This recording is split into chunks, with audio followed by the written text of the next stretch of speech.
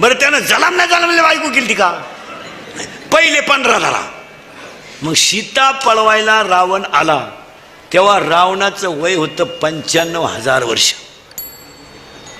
तेव्हा सीता होती 18 वर्षाची.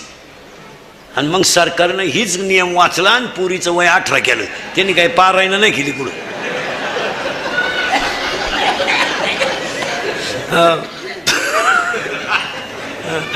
ऐका आता, सीता पळवायला रावण आला तेव्हा त्याचं वय होतं 95,000 वर्षे.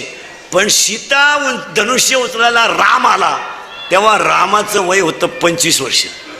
आणि राम होता